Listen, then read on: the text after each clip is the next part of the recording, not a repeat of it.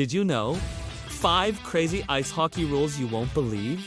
Did you know that in ice hockey, a player can be penalized for unsportsmanlike conduct? Which includes, among other things, taunting the other team in 2013.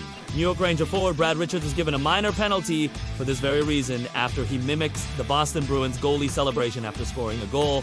The NHL explained that it was, quote, inexcusable behavior, end quote. Richards wasn't the first to be penalized for taunting, and he definitely wouldn't be the last. But, do you know what other penalties exist in ice hockey? Well, here are 5 more that you might not be aware of. No, 5 is high sticking. Do not raise your stick above the height of your shoulders when checking an opponent. If you do, you will get called for a penalty. But wait, there's more. The penalty is only applicable if the stick makes contact with the opponent. Otherwise, it's just a warning. But why is this rule even in place, you ask?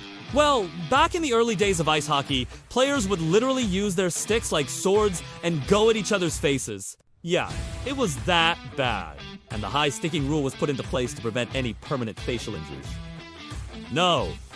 4 is slashing. Unlike high sticking, slashing is when a player swings his stick in a dangerous manner, not necessarily above his shoulder. And this one's pretty easy to guess why it's a penalty. Imagine getting clocked in the face or the body with a swinging stick. Ouch.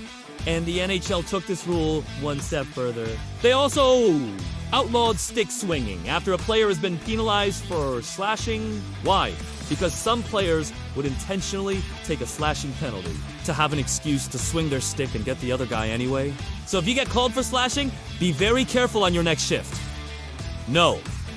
3 is tripping. If a player extends his stick or any part of his body with the intention of making another player fall, he's gonna get called for tripping. But this one, S, actually a bit controversial because sometimes a player will extend his stick out in front of him while skating, and at S, really not intentional. So this one's sort of a judgment call by the referees. No. 2 is hooking. Unlike tripping, hooking is usually pretty obvious. It's when a player uses his stick to hook an opponent and impede his progress. It's a definite no-no in the NHL, and players who do it often get called for penalties. And finally, no.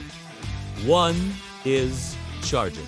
Do not charge or check an opponent from behind.